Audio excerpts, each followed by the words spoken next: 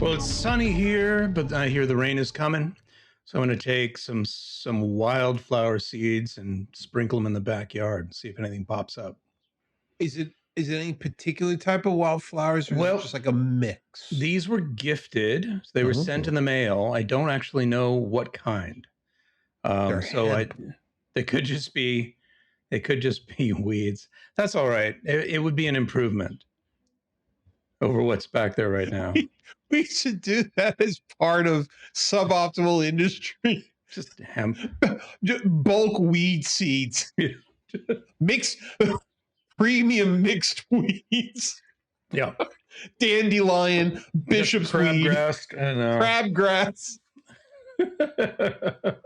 We do specialty mixes for different parts of the country and for what you want. Do you want, oh, that would be hilarious. Jimson weed.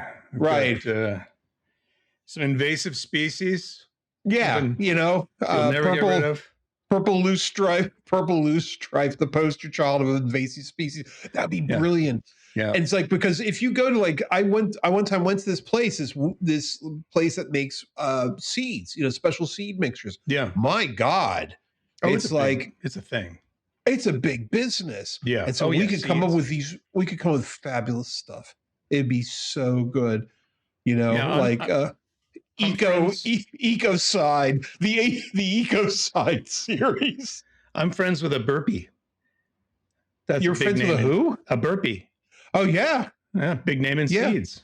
Yeah. Do I have mine here? No, I forget what the name is of the seed company I bought from, but that would be hilarious.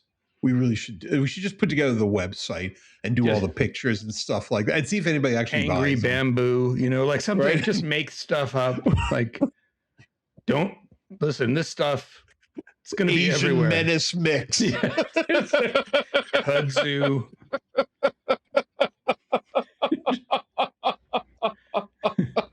The hellfires of Africa. Barbed thorn sickle. Right. Bramble.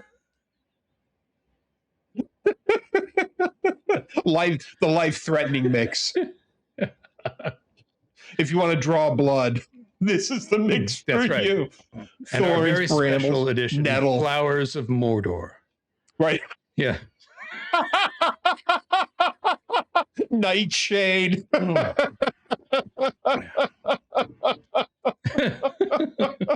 That would be. We got. Yeah. No, somebody else has got to do it, because all the fun is in describing it. Actually doing it is a pain in the ass. Suboptimal Solutions presents the flowers of Les Fleurs de Mal in honor of Paul Baudelaire. Yeah, that's right. You just have so much fun just making up the names, like literary collections, till death do us part, with Nightshade and Hemlock and stuff like that. Oh, that'd be great. An affliction of growth.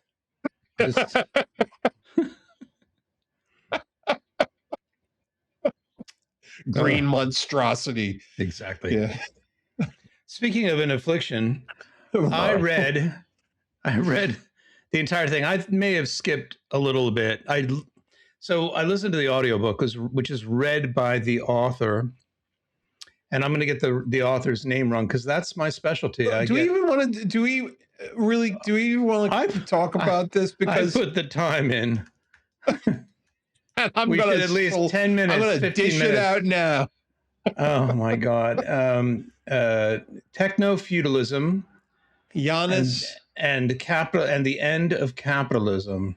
Blah blah blah. And here it is. Penguin Books. Yeah, by Yanis Varoufakis.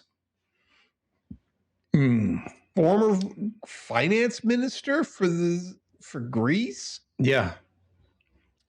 There's a picture of him on Penguin. Yeah, no, I don't want to know anything. He sounds like you would imagine he sounds from his writing. A very thick Greek accent. God Almighty. Yeah, it was tough.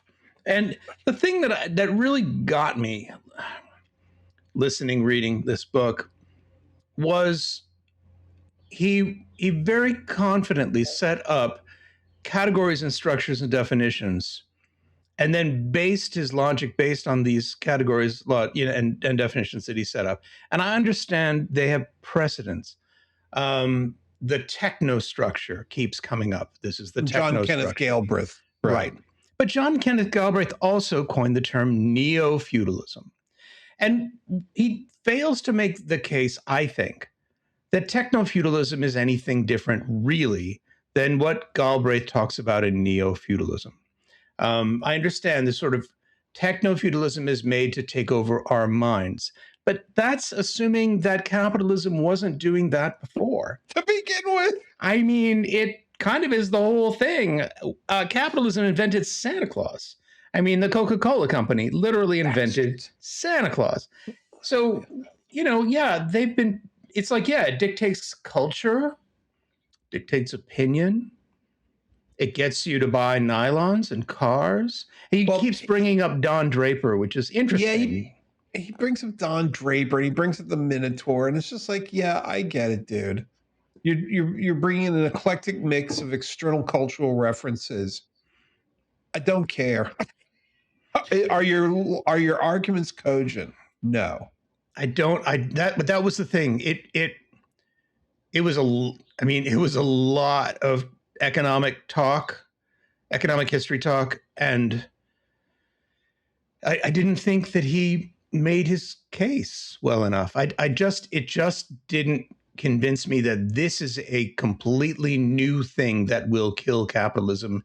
The fact that what we're paying with is our attention and what we're buying is in the cloud just doesn't change enough for me to say this is a new economy. Yeah, it's just not.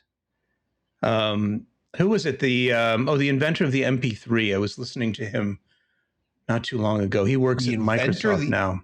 MP3? Yeah, the inventor of the MP3. It's German guy? No. Oh, yeah, no, maybe it had multiple inventors. I know the MP3 protocol was developed mainly by the Fraunhofer Institute in Germany. I wish this guy would. He has dreads. He's really funky looking. Maybe it'll come to me in a minute, but he was saying, people say, bits have no cost, but he's like, that's not really true. There are a number of costs leading to recording something on a bit of information. Yes. And it's just that we ignore those costs because we think the that resulting thing is immaterial, is just right, is an idea. But there are costs going into creating that idea. Yeah. And we're seeing with data centers, there's quite a lot of cost going. It's at scale. There's quite a cost. And, people use the word cloud, but it's not a cloud. It's warehouses full of computers running around the clock. There's a lot of electricity. It's at a certain degree, this is an interesting conversation. You can't really divorce. So the bit is an ideological concept. It's like, it's a 1 or a 0. Okay, great. But it's a piece of magnetic flux. It has an instantiation. It's a pit or a land on a piece of foil in a CD. It is a piece of magnetic flux on a rotating magnetic disk. Right. And that disk needs power and needs to be protected from, contamination. It has to rotate at a very specific speed and it's manufactured.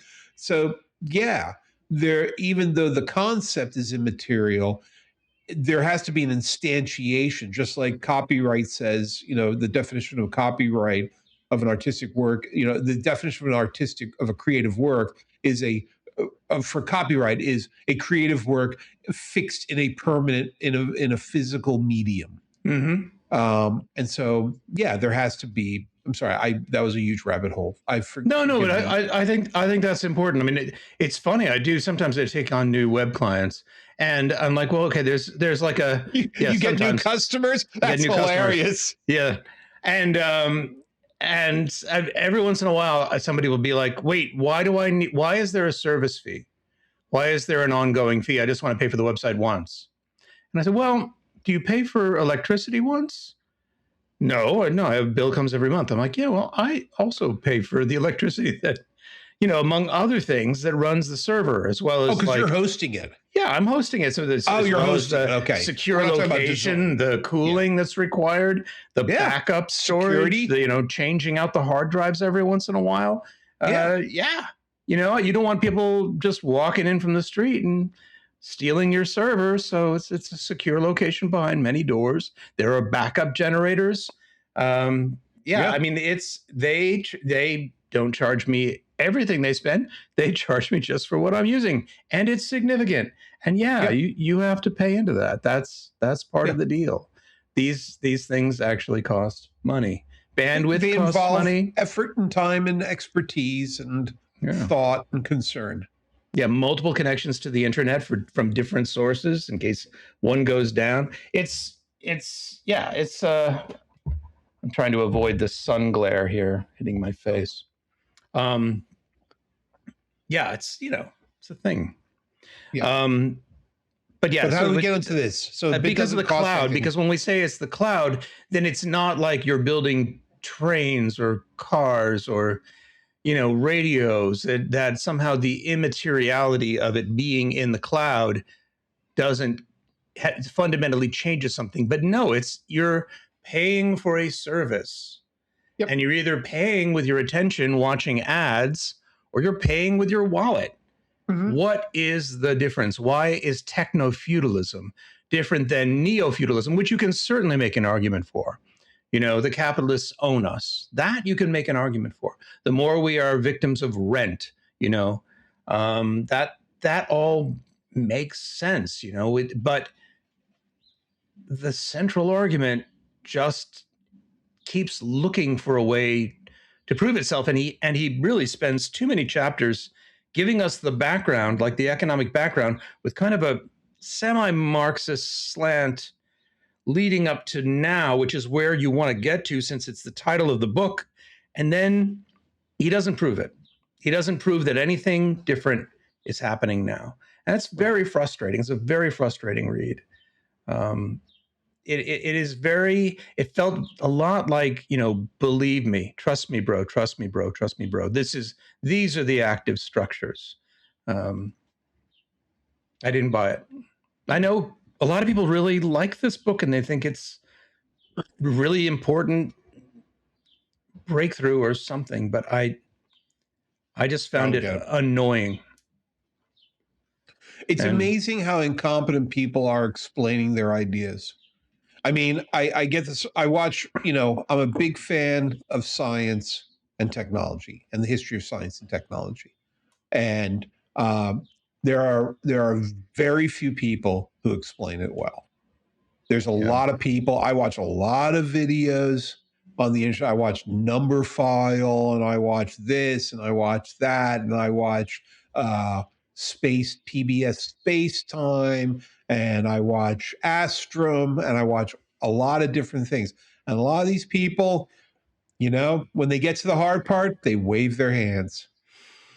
Yeah, well, the hard part in this book is the very last chapter where he's like, escape from techno-feudalism. And so he proposes a really bizarre system of companies with limited tokens, and sort of everyone in the company gets the same token, but it's mixed a little bit with a social capital element, sort of like China has, but he doesn't quite explain who doles out the social capital. There's some kind of committee that decides who, I mean, that's like merit in my books, but there's going to be a committee that decides who has a social capital.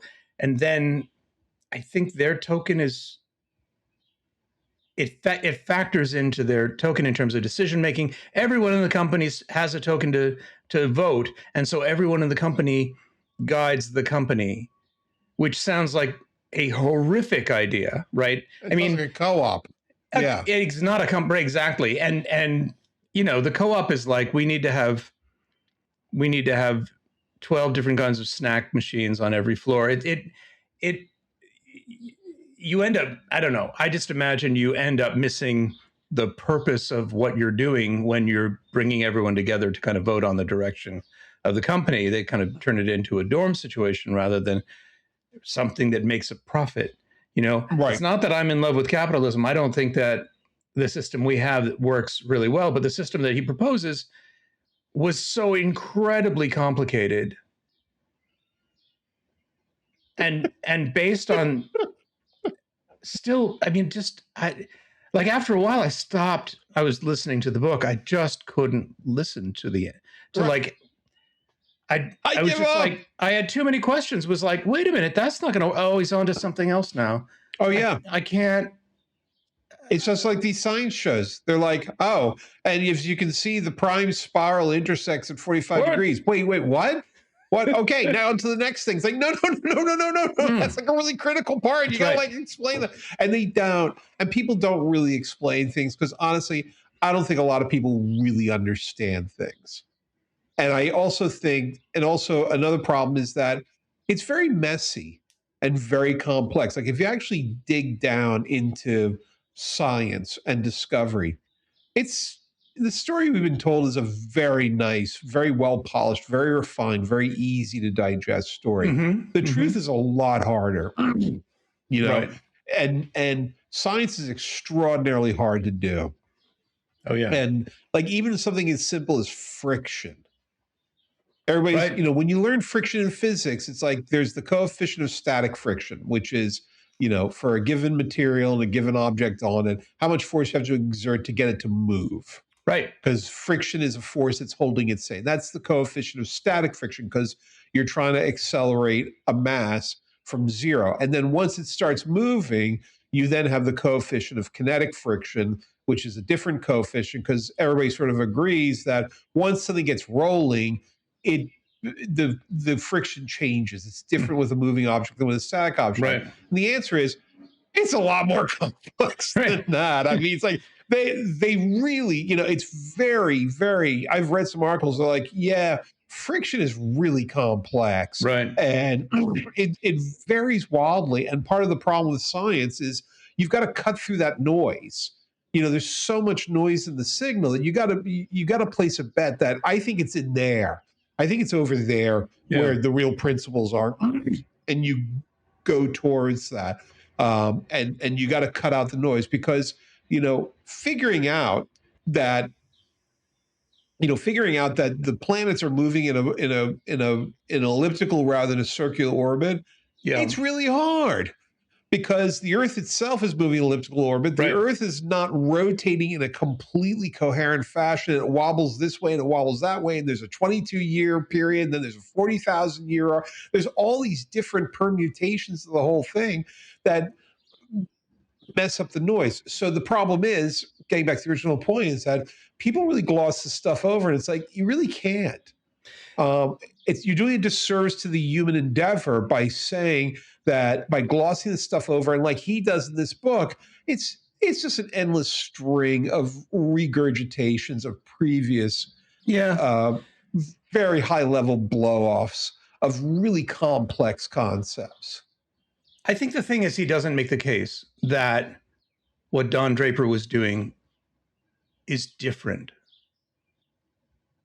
And it's funny that he brings up Don Draper because Don Draper says a number of things in that, which is really Ogilvy, who really, I think the character is based on Ogilvy, and I forget his first name, but as my dad said, he was a big ego in the advertising agencies. And, and yeah, I don't want to say too much, but yeah, so Ogilvy was, the one who was like, what you think of as love is something that advertising agencies invented to sell nylons, which is a line in Mad Men. And it's true, but maybe you can say advertising isn't doing that anymore, and social media is. Yeah, but people have been creating things. If you listen to Yuval Harari, he says money is one of the greatest stories ever told. Yeah. And he said the greatest tellers of that story are the bankers and the financiers and the fund managers. It's a story because the money itself has no value. You just got to convince everybody So his big thing, of course, Yuval Harari, I mean, he talks about religion, he talks about money, and he talks about language. It really begins with language. That's the critical technological evolution you need. But once you have language, it allows you to hack people's heads. That's the key thing about language, is it allows you to hack somebody else's behavior just with audio oscillate, with just noises. Telling a story. You tell telling a story, a compelling story. I mean, it still comes down to that. Whether you're an old school advertising executive, or you're somebody, an influencer on social media, or you're the reverend, or the reverend in the pulpit, or you're the politician on the podium. It comes down to telling a convincing story, a compelling story, something that moves people and makes them do things. Was it Yuval Harari who said, it's easier for us to imagine the end of the world than to imagine the end of capitalism? I don't remember if he did. It's one of those quotes floating out there. I don't know if Yuval cares that much about the end of capitalism. He cares about other things. But yeah, he might have said that. But the key thing, the point that he keeps harping on, and he does a good job, because he is a clear thinker.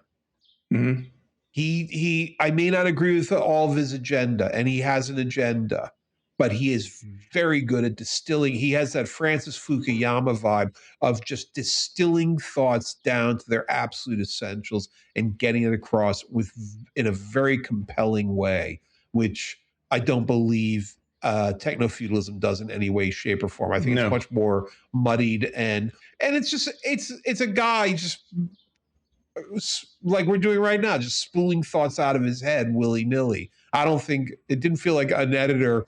If an editor looked at that book, I'm sure their recommendations were studiously ignored. Well, but go ahead. It's supposed to be a letter to his dad, and I mean, that part is kind of charming, but it just doesn't read as a letter to your dad. It reads as like pounding ideas into somebody else's head with a spike. It's like it's really painful. I don't understand. I guess this showed up in our Discord discussion as something we should read, and we have people that we really like here that have said we should read it. It might have been Sarah, might have recommended maybe Ben Burns, but and I'm sorry to those guys. I found it to be insufferable. Which is my, I'd love to read like a new economic theory. I think that would be really interesting, or this is it's an incredibly dark and incredibly, I don't know, defeatist kind of, fatalist kind of a book, like they own you and there's nothing you can do about it kind of a thing. Yeah, it's kind of whiny. Yeah, okay. I get it. If are you warning us, or are you just telling us that we're like, warning us doesn't make sense because we're doomed. Just telling us that we're doomed, and then your solution is like impossible to understand at the end. It's just, what is this book? Okay, let's move on. All right.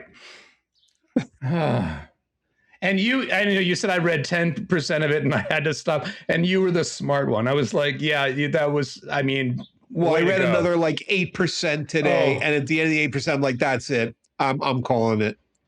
Like, it's just, I do not understand what he's talking about. And it's really incoherent what he's talking about. It's like, when you read a Francis Fukuyama and you read a Yuval Harari, you know exactly where you are in the story. You may not like the story, right, and you may think it's a little simplistic, and you may think he's on the wrong track, and you may think he's a bit of a fraudster, but at least you know where you stand. He's very clear about what he's trying to pound into your head. Right. And he doesn't hide it. He doesn't talk about the Minotaur, and he doesn't talk about melting iron and all that shit. He have to go back to the Civil War every time. Like, how about we start now, and then you tell us how it happened in history? Because that's why I picked up the book. I want to know what's happening now. Like, okay, but to understand this, we're going to have to go all the way back to the Civil War. So, like, do that late, do it in the middle of the book. There's these things called footnotes. Stuff it in the footnotes. Do you have a clear story to tell me? I mean, Keynes and Galbraith are very important to understand. Wealth of Nations is very important to understand, and all of that is true. But he spends most of the book doing like really spinning those thinkers too, like twisting them into like, and this is why their structure matches with my theory. It's like, yeah. Anyway, Jim's had it. I've had it. I'm done. I've had it with you, asshole.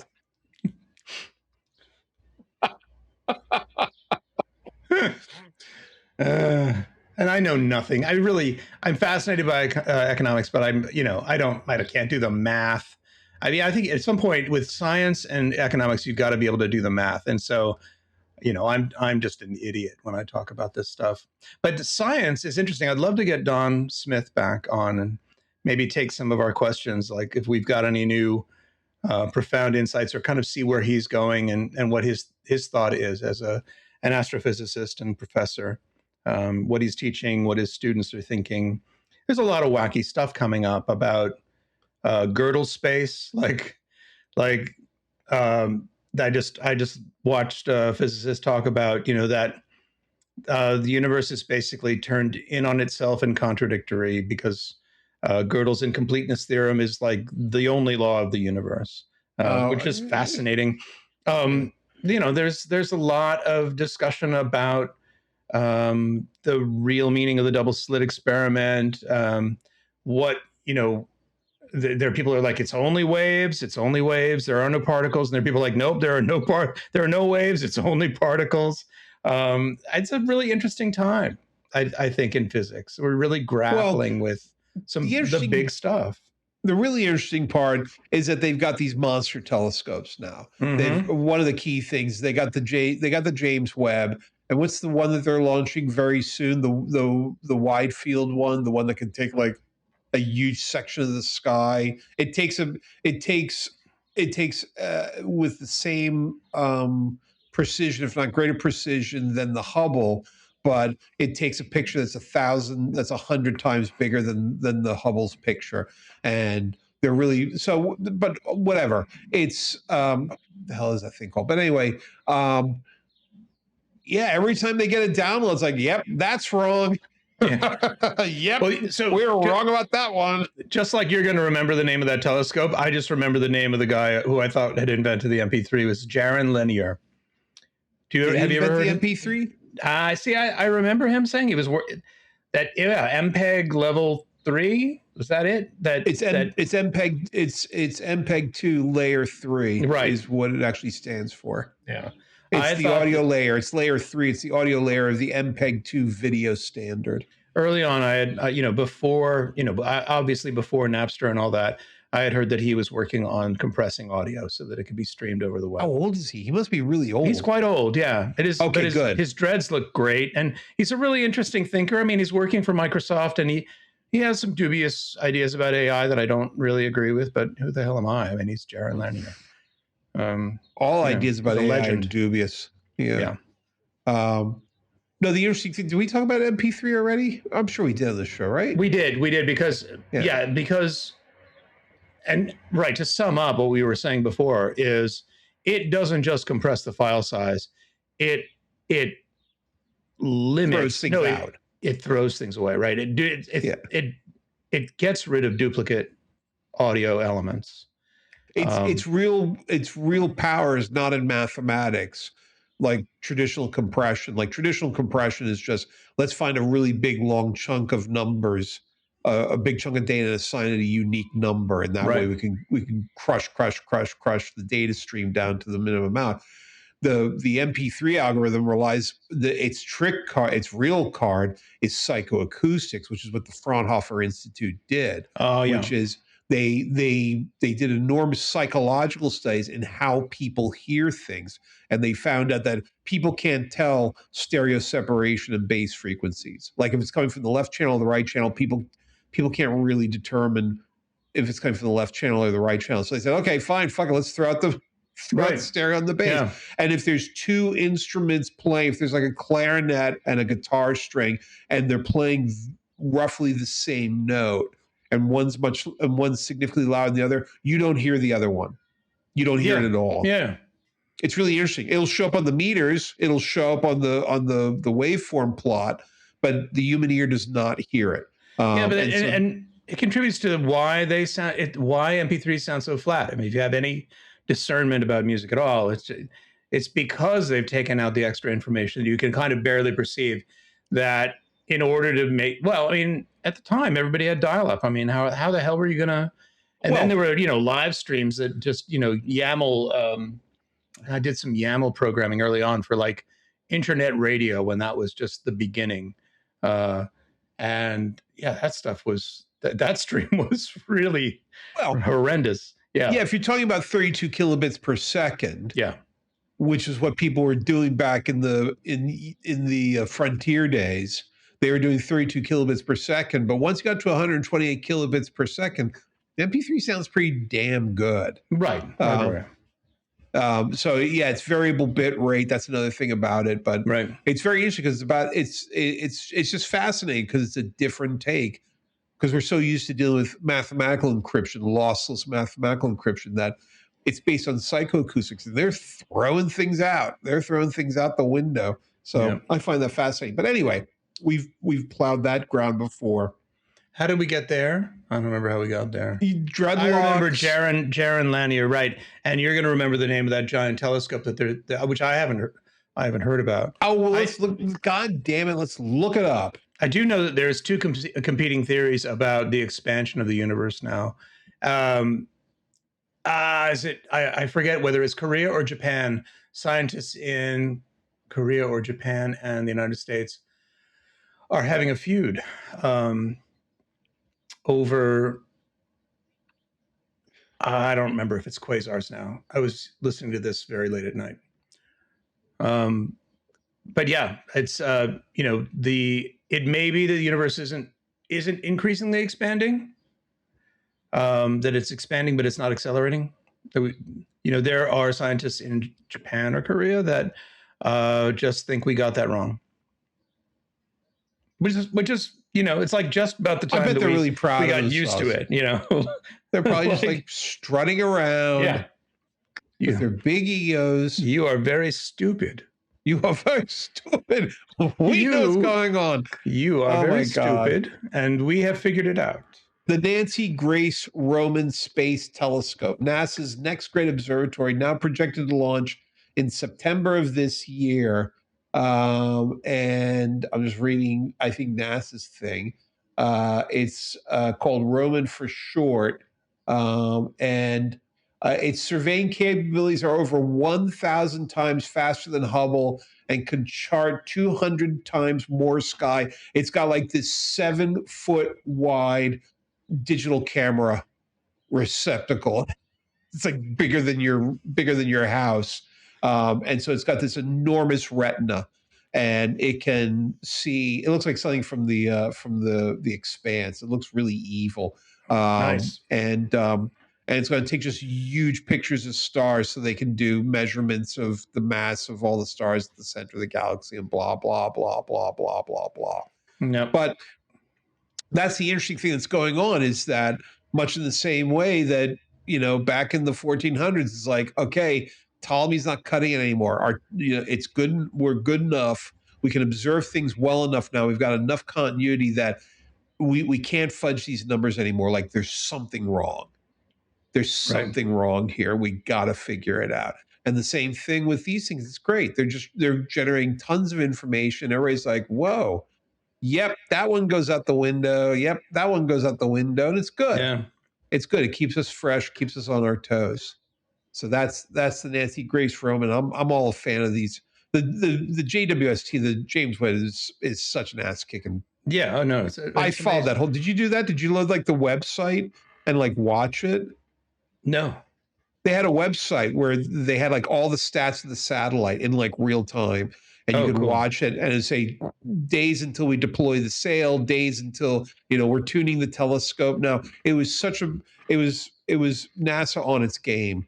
It was just like, here's the control panel for the of course you can't touch any of the buttons, but it was right. It's really cool. It was really cool, and it was just great. And it was such a great time, and I'm glad it all worked. I hope it worked out. You never know. I mean, that talk about a Capricorn 1 situation. Let's say the JWST failed. Oh, no. Well, that would be terrible. It's out at the L5 point. Nobody's going to see. Right. So, and it's just sending back bits. So can you imagine this, probably this back room of these people like, okay, we need another picture of Andromeda. Yeah.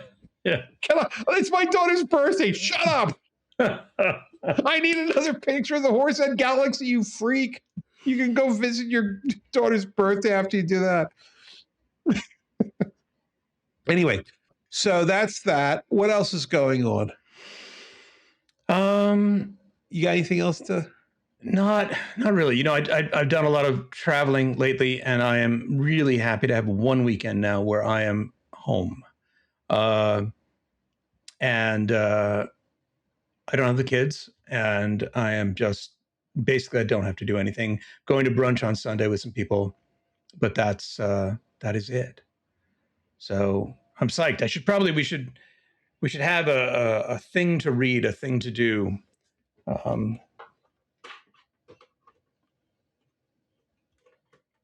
Yes.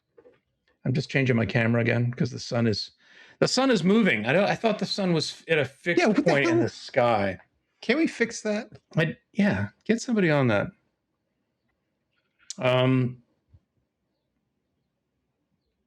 But, so you're going to brunch on Sunday. Yeah. Brunch on Sunday. Maybe something to watch.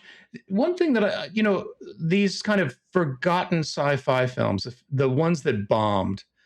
I'm interested in maybe finding some of those and watching those. Sure. Did you watch Silent Running? No, I didn't watch Silent Running. That's Bruce Dern, watch right? Silent Running. Let's put that on the list. Yeah. It's an easy film to watch. It's a lot of fun. Silent Running. Did you watch THX 1138? I did see that a while ago, but I think it's worth another watch because it's a great film. I didn't really get it the first time. Okay, so those are two good ones. You give me two. What two do you want to give me? We're going to do 4 films. Yeah, sure. I don't have them off right at my fingertips. They're well, just name some films that you like. Maybe I haven't seen them.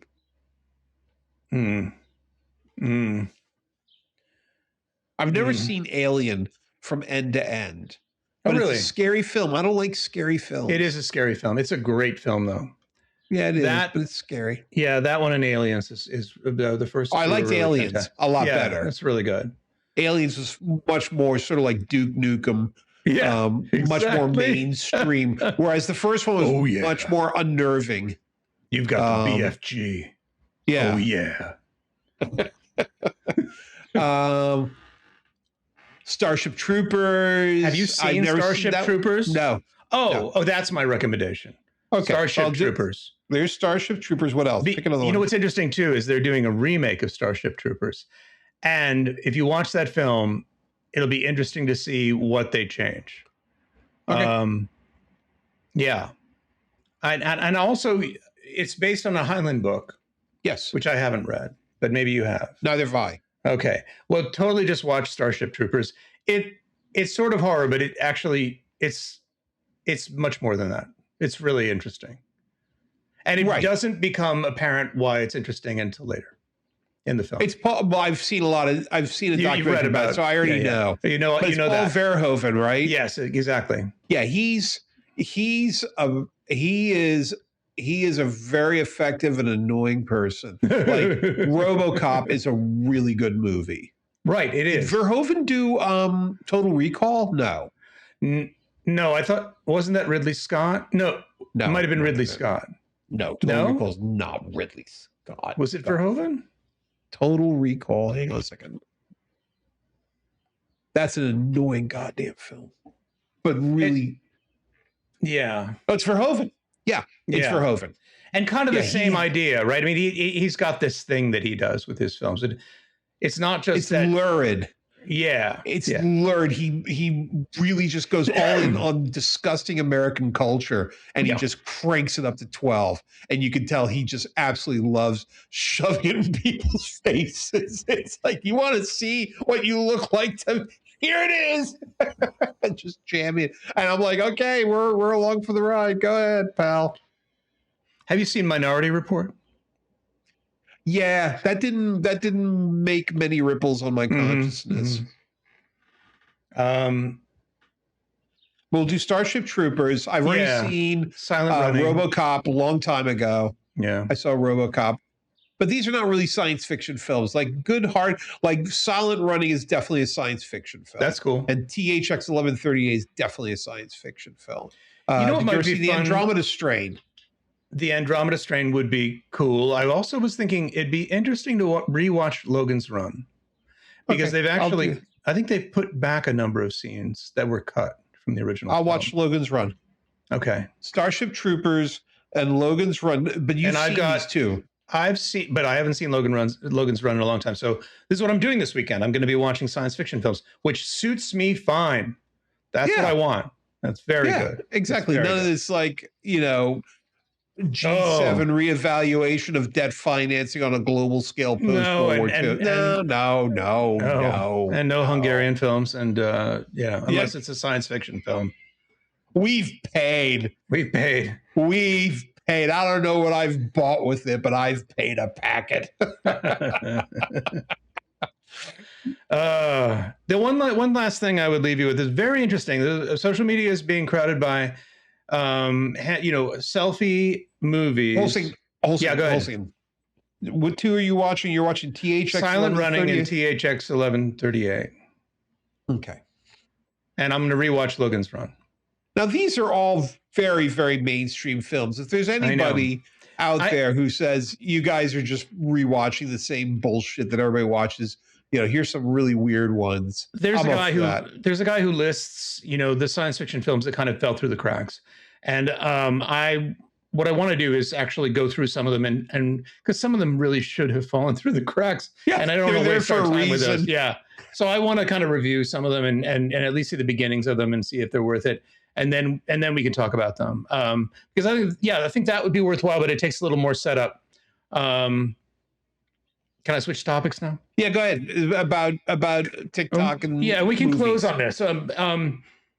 Because I don't know how to feel about this. There are a number of videos coming out of Russia. It's all women and they're all beautiful. So that's suspect right away.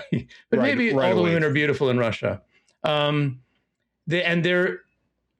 Some of them are like in Crimea and they don't know if they should leave. And then the train station was bombed. And how do they get home? And they're just making kind of selfie videos and posting them. And somehow we can see them, which is also weird. And then there's one of a soldier who is like, I'm coming for you, Putin. Get ready. I need to sit down with you and you need to meet my demands. And I've got people hiding. I've got other soldiers hiding all over Russia if you don't. And then there's a woman there's several women in Moscow and in different places in Russia. And they're like, we're an oil company. Why is there no gas at the pumps? And there's one. I can answer that one, but go ahead. Well, no, that's it. But then all the comments are like Crimea River, right? I mean, this is what happens when you invade another country. Yeah, that's the pun. It comes up a lot. Yeah. Crimea River. Yeah, seriously. Oh my God. Really, the internet should be shut down. Honestly. It's a crime against humanity. Bigger point here. There's something bigger going on, but yeah, it's called AI generated videos manufactured to like generate views. Right. I don't believe any of that stuff. You don't think any of that's real? No, not that I have any basis, not that I have any actual evidentiary base for that feeling. I just assume now that everything is phony. Yeah, I know. It's like there's some quality about this that just seems kind of produced, even though it's kind of set up as like selfie videos. Right. I don't know if it's Ukraine propaganda. It could easily be that. Or Russian propaganda, or whoever. It couldn't be Russian propaganda because it's very critical of Russia. It's like I remember the last one was just really like somebody just cursing out Putin and cursing out Russia. And, okay, well, that I understand. You know what I mean? That's not going to be produced by the Kremlin. it could be produced by Ukraine. This could be part of the psyop that they're doing. I'm not saying it's psyops. I'm not even saying it's state sponsored. It could just be some person sitting in their room just generating something for some reason to impress their boyfriend or because they read a book about it. Who knows? Yeah, I'm going to look at these again and see. Well, I'm just saying so what's the point? I mean, what needle isn't moving? It doesn't know there. It's not moving a needle. It's just, I'm just, my first question is, where are these coming from? How are they getting out of Russia? First of all, I think the woman at the train station who couldn't get out of Crimea, that was actually genuine. But there's a lot of these videos, and they're sort of generated so that people can like go, "Boo hoo, Russia, you did this," and it's this very, I don't know, it kind of betrays a kind of cruelty and a little bit of ignorance. But a lot of them also are like, don't they understand what's happening in their own country? No, of course they don't. Of course they don't. That's the thing I loved was, speaking of that, call me a dinosaur, but every now and then the New York Times actually does write something worth reading. And there's this one article when that refinery in Moscow was bombed. Mm-hmm. And they interviewed a guy who lived nearby. And he said, honestly, all my neighbors, he said they all walked out of their houses. They came here and they looked at it. They said, how could this possibly happen? And I say to myself, seriously, can't you put two and two together? That's exactly the kind of video, and that's exactly the kind of response, right? It's like, yeah, it's Crimea River. It's don't you know what your country's been doing all this time? Well, it's or at the very least, it's like, no, there's a logical relationship here. Yeah. I mean, regardless of whether Putin's incursion into Ukraine is justified or not, it's just like, yeah, if you send an armored column into somebody's country, regardless of whether you're right or wrong about it, there's going to be repercussions. So it's kind of puzzling when people go, my God, why do they hate us this much? Why are they doing this to us? Right. Why Which are they was doing also this some of the thing that came from 9/11. Yeah. It's like, why are they doing this? It's like they've written whole books about why they're doing this to us. Right. And I mean, some of it also is, how could this happen? Why don't we have better air defense? Well, that's a completely separate issue. Different issue. Yeah. That's a completely separate issue. And the funny thing about that, did you see that video of the top blowing off that gas tank? Right. And I know what I knew you were going to say. The funny thing about that is that it was probably caused by themselves. Right. It was caused by their anti-drone, the shoulder launched missile base, a man pads as they call it, and basically they fired at the drone and their missile hit. Can you imagine the whoops? I mean, Where's Sergey? Yeah, he's on vacation. Yeah. He's not answering his cell phone anymore. Oh fuck. Oh no. Oh yeah, Sergey, just go somewhere. Do over for like a year. Call me in about a year. Because I'm telling you, they're pissed at you. They're really pissed at you. Okay, so just leave and hide. Go to your cottage by the pond and just stay there for like a year. Yeah, don't go up any elevators. Oof. Don't drive. But yeah, there's a certain cruelty involved in which I don't like. Like there's this proliferation of things like mementos of pieces of metal carved from artillery shells that killed people. It's like I know. I know that I'm not on the front lines and you guys are. Right. So I'm not making a comment about that, but I still have to say something, which is like, you know what?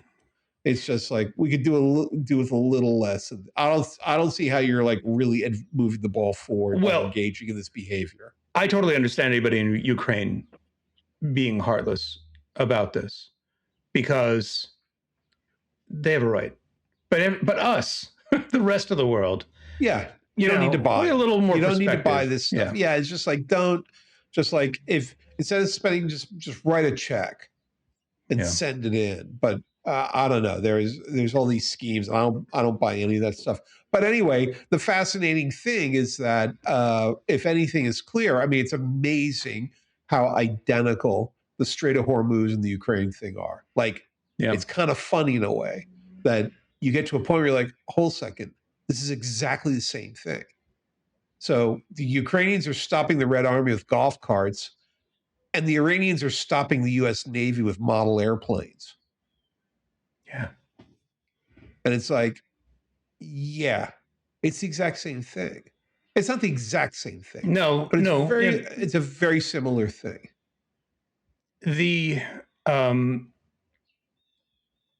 Yes, it is. I mean, it is. And that's a whole other discussion. Okay, well, we can cut it right now. But I don't no, want but I mean, I just mean like is the strait going to open? Is it open? Is there an agreement? Is there no agreement? That's the thing that kind of blows my mind. It's like nobody knows. Because I think that's for a reason. Mm-hmm. And I think the reason is that we're sort of living in an era now where you don't take a stand on things. You don't pin yourself down. You just make these bold claims and you just keep moving on because you're fairly confident everybody will forget in 20 minutes. Right. And that if people call you out on your previous statements, you just say they're haters. Yeah, but there are real signs too, like gas prices going down. Gas prices probably going to go up again. Yeah, but you can say that has nothing to do with this, and you can squirt ink in the water and just keep it going. And honestly, and on the other side of the thing is, I think I mentioned last time, which is that you have these flash crowds in the media that all gather at one point. I remember they were telling us at one point, Ukraine is living on the sufferance of America. They need the Abrams tank and they need the F-15 fighter, but they need this or they're going to collapse tomorrow. Well, we took all that away. Yep. Not only did they not collapse, they're thriving. I mean, yeah, Japan sent them a blueprint for an anti-drone drone. And that has worked pretty well. And their drone technology is, I mean, you call it golf carts. These things are actually, I saw some video. They're actually pretty awesome. Yeah. I mean, they're a little robot with a gun. They're much more fierce than a golf cart. But they're not big. They're kind of like the size of a golf cart. And the idea that they're just running fiber optic. Yeah. To these things, right? They're bypassing the whole Starlink problem and the whole Wi-Fi thing. It's like, okay, fiber optic cable. It's incredible. Because you can make miles and miles of it for pennies. Yep. So just let it trail out, just like a TOW missile, TOW missile. The what is it? Something on wire.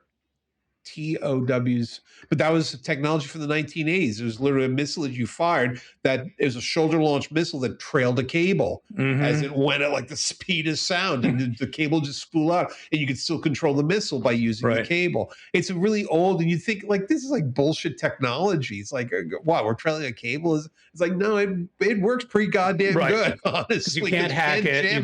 You can't jam it. Yeah, you can't jam it, and it's faster and all that kind of stuff. Anyway, do you have to go running off? I think why don't we bring it to an end? And I don't have to go anywhere actually, but why don't? So I'm excited. We're gonna watch some 4 films. We're gonna watch some really bad sci-fi, and we can talk about it. Which will be refreshing, I think. It'll be a palate cleanser after this time wandering in the wilderness of high intelligence. All right. So if you like our podcast and you've made it this far in, think about subscribing to Patreon, which is patreon.com/JimInfantino. It is my Patreon. I do all the editing and stuff like that. And he does. I don't do anything at all. There's a link. Seriously. There's a link from funnynotfunny.net or funnynotfunny.bigeego.com. Those go to the same place. You can click there, subscribe. There's a bunch of other stuff. I'm a songwriter and a novel writer, and all that stuff goes up on the Patreon too. So if you got like $3 to throw at us a month, that would be awesome. Other than that, I will talk to you in a week, Lionel. Okay, bye. Bye.